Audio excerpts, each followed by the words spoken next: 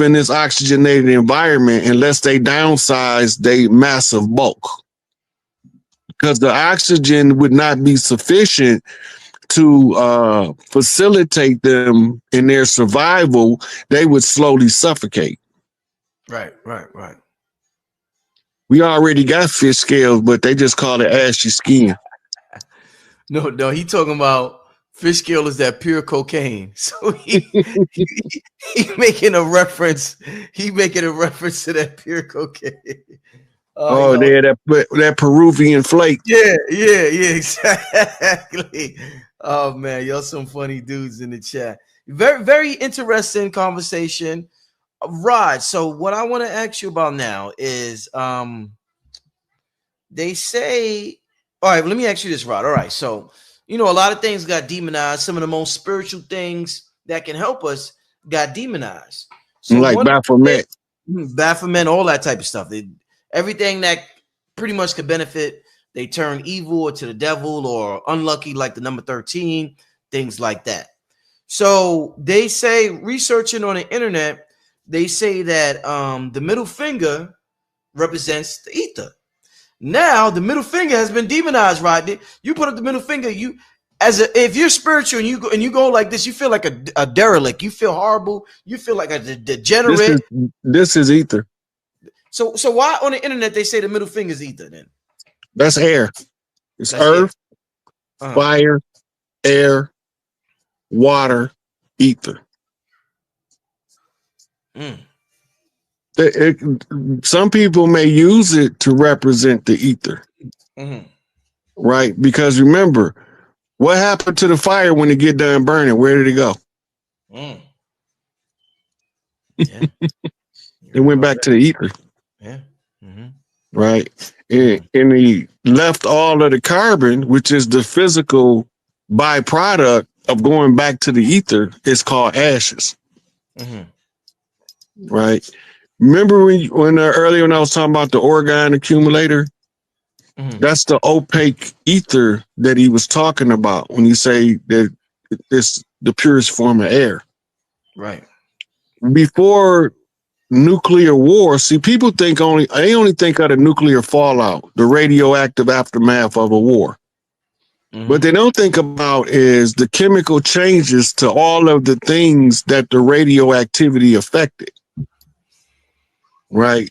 And the only time they pay that attention is when they go to Chernobyl, where they had the most devastating nuclear meltdowns in recent memory. And now they seeing 6-legged cats and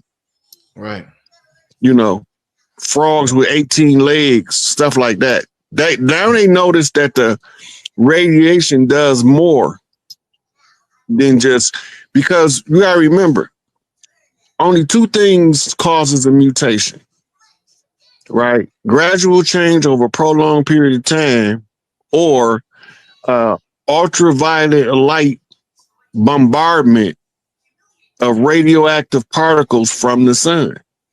When it's time to evolve, the earth and the sun got to say, humans, level up so that the fish can level up, so that the seals can level up, all the way around the whole animal kingdom.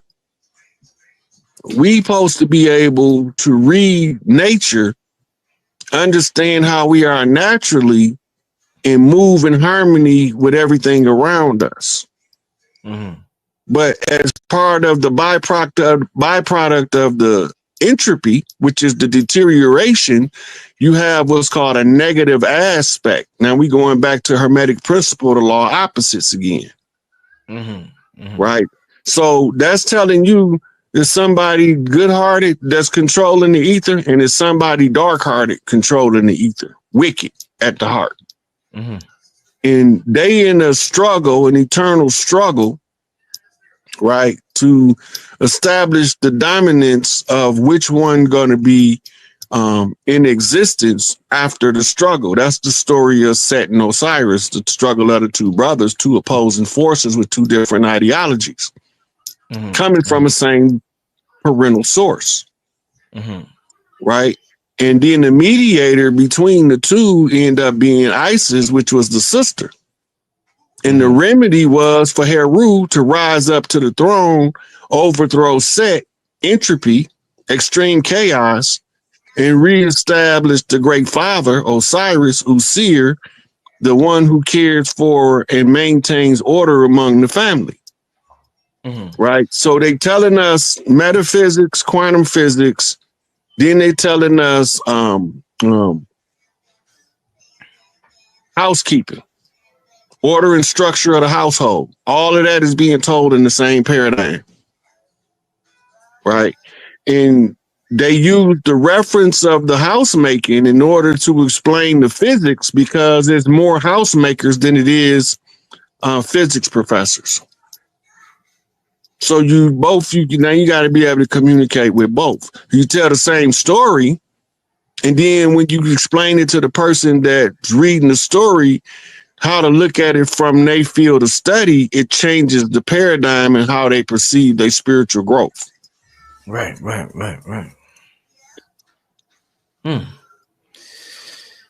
All right, so Rod, so let's go in this direction. So we talked about earlier about empty space, and I told you how I want to stress to my community that empty space is really not empty. So another thing that I thought about when I think about so-called empty space is silence, the silence in songs. You know, this is something that gets neglected, like empty space in between objects in your house. So the silence within a song is something that gets neglected. Bobby Hemmett talked about a lot about the importance of the silence and how that actually is what made music special. So talk to me about the silence in songs and that connection to the ether, Rod. Because when we think about songs, we think about the sounds. We always talk about the sounds, but there's also a sound that we don't hear in our ears, and that's the silence in between the sounds. So talk to me about the silence in between the sounds. You ever seen that movie Eddie and the Cruisers? No, I haven't. No. They writing a song. Yeah. And Eddie is trying to explain what you just said to somebody. Right? And they got a guy that writes songs with him called the Song Man. So the Song Man was trying to give Eddie and the Cruisers a new song. And Eddie was trying to explain the only way the song would work, we need this element in it. And he said, what is this? It's called a haiku. Yeah. A strategic silence in the song that makes the rest of the song more compelling to draw you in. What movie is this? Eddie and the Cruisers. Right. I gotta, because I'm a musician, I'm a producer, so I gotta watch this. Oh man, if you ain't seen Eddie and the Cruisers, but I'm gonna tell you this: once you see it, your whole view on the Tupac situation gonna be like, oh, what the? Yeah. Yeah. All right, let's let it go. Yeah. So, in Eddie and the Cruisers is a movie John Cafferty, a country singer, did the soundtrack to. And a couple of my favorite songs on there is On the Dark Side, which we was just talking about the Force. That he talking about a lady, right? And he said, from out of the shadow, she walked like a dream. But you would never really know just what I mean. Right? She coming from the dark side. This is what he explained, and she stole his heart. So it's the telling of the story by song that makes the movie so compelling when you understand the story behind the Cruisers. That the movie was actually based off Jim Morrison and the Doors. And then they used a writer named Arthur Rimbaud as the conspiracy effect to the movie. Right. And I think it's Eddie. I think it's 2 parts. It might be 3, but I know it's 2 parts. It's really good. And if you like music, you're going to love that movie. Like I could put it in and leave it in for 7 days without taking it off repeat. Damn, like that? Shit. That's yeah, I'm gonna watch that. I'm gonna watch that real soon.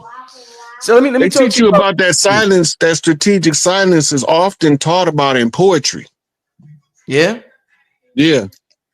Like, for instance, if you listen to Gwendolyn Brooks doing stand-up, the last poets, Nikki Giovanni, they all use that strategic side. Even Maya Angelou, when they doing what they call it, they reading their poetry, spoken word.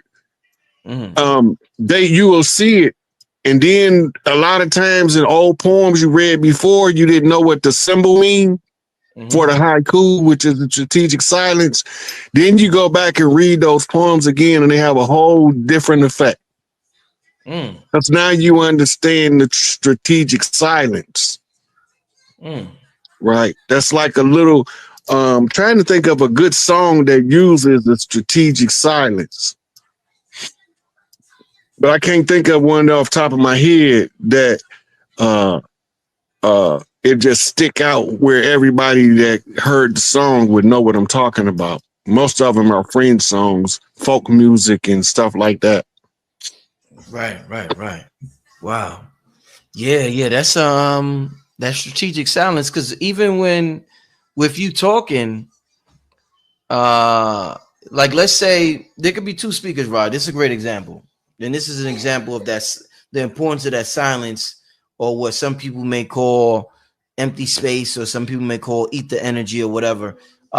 Two people talking, you could say that strategic silence is talked about in poetry, or you could say that strategic silence is talked about in poetry.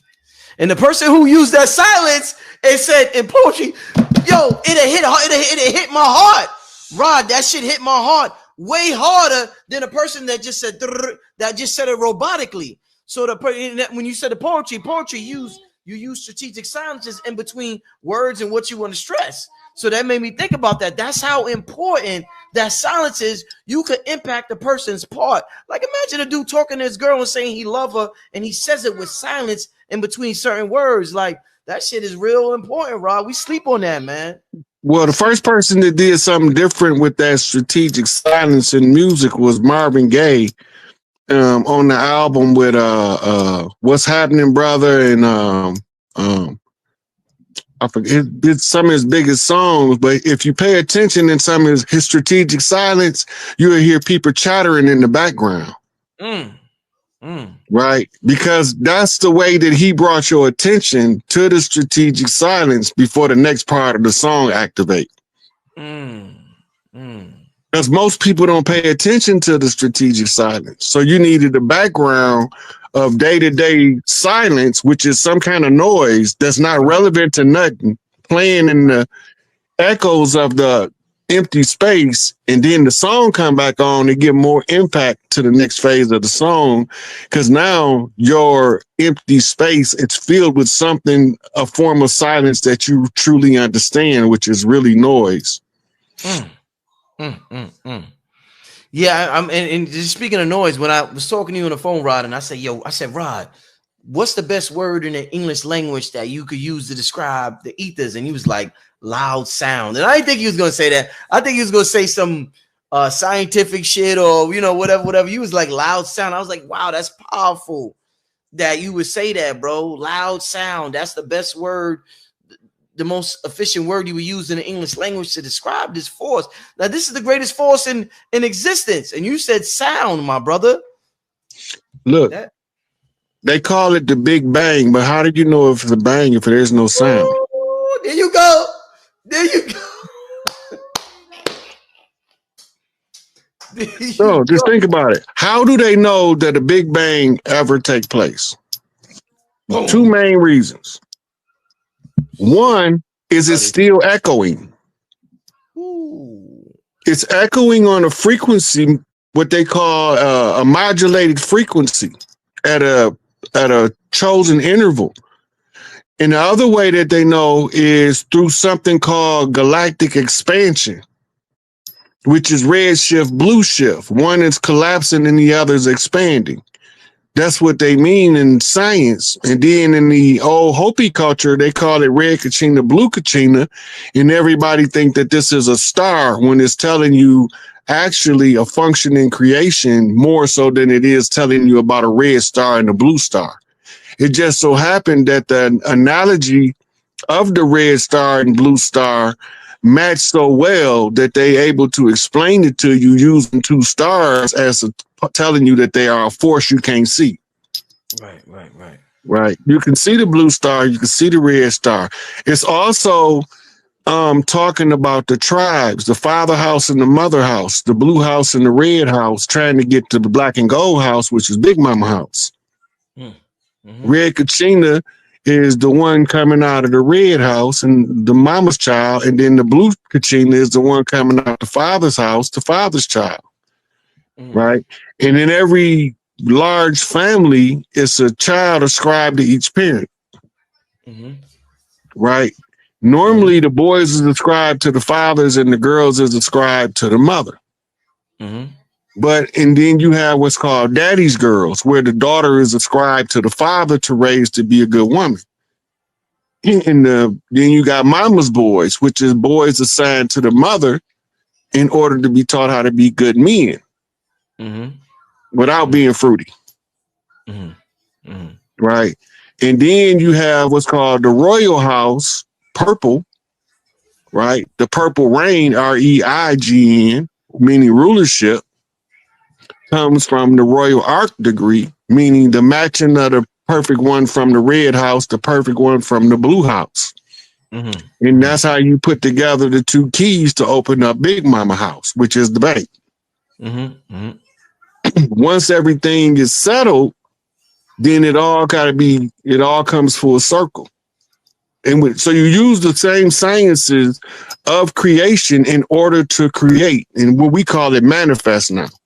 Right. We don't want to say we creators no more. We want to say we manifestors now. Right. Manifester might work better because it's bringing something into existence out of something that exists, but creation is bringing it out of nothing.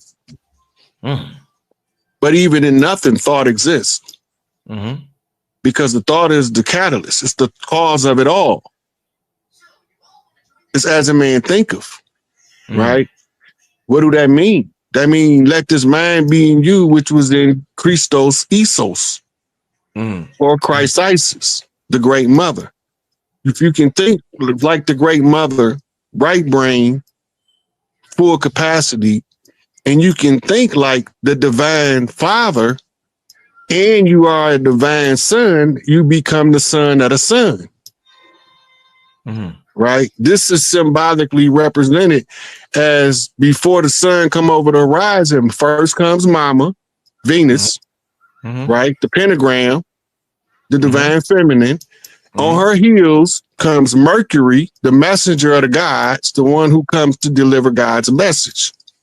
And after he get done delivering his message, the crack of dawn spread her legs, and out pops Papa, that big old sun that was buried in her underworld. I like how you break that down, bro. That was crazy. Wow. That was crazy. But it's also a map. It's a blueprint for the royal families of the earth. It goes back to the book of Daniel, which means the judgment of El. The elder's judgment is rendered in the book of Daniel by giving you a struggle program. Shadrach, Meshach, and Abednego, they said they stuck them in the furnace, and the furnace was turned all the way up, and they weren't even scorched. They was able to withstand the fire. The symbolic nature or meaning of that was the furnace was the condition, and the fire was the surroundings. Harsh environment is the way you refine character, but they use in metallurgy to tell you that their character was being tested and that they were being put to the fire in order to determine who and what they was. And they found out when they came out, what? These are the protected ones from somebody. Right? And now Nebuchadnezzar loses man and loses kingdom. But what happened? When Daniel decided to finally read the writing on the wall, Nebuchadnezzar slap out of the slumber, realized he's in the jungle among the beasts. Hey, I don't supposed to be here. Symbolic of waking your brother up from the slumber by reading the writing on the wall. In ancient Kemet, we call it hieroglyphics. In New York, we call it graffiti. If you know the land, you can read the graffiti and you can know what tribe is operating under the modern banner of gang. Them tribes. Wow. Right? There's no such thing as a gang. A gang is a tribe. It's even in the definition and etymology of the word gang. They tell you it's a tribe or family unit or family group that don't go along with the status quo. Therefore, they don't fit into the system. Right? And then now the gang realized that the tribe, they reconstitute. We was at war. We got murdered, slaughtered. But we ain't died. We multiplied. We baby kids up in here. Who is baby? That's Big Mama. You don't believe me? Go to New Orleans and ask them where baby stay. They're going to be like, which baby? You mean Baby Johnson? Or you talking about Baby Milton over there? That's somebody Big Mama. Damn. And Big Mama kids don't never die. We always multiply because we have to answer the oppression with producing children that's offspring born at inception to solve certain social issues in the general public. If you look at the way that we moved in the 50s and 60s, it's not how we moved in the 70s, 80s, and 90s. Is doing. And then the ones that didn't want to obey the ones that were so-called righteous decided to do what they wanted to do instead of doing what they was told to do. So would you say when we talk about the Council of 12, which is similar to a lot of that particular story from Sumer, the Sumerian story, would you say that Council of 12 is similar to what we say in the Bible, like the Elohim? Like, are the Council of 12, which they say they're the Anunnaki, right? I'm trying to really, in my research and what I study, Mr. Hayes, is that there's so many, like, it's conflated with, there's the Ajiji story conflated with the Anunnaki story, and then it goes into the Bible, like the creation story of the Bible called the Elohim. We would think, okay, that matches the Anunnaki, but then there are also parts of that creation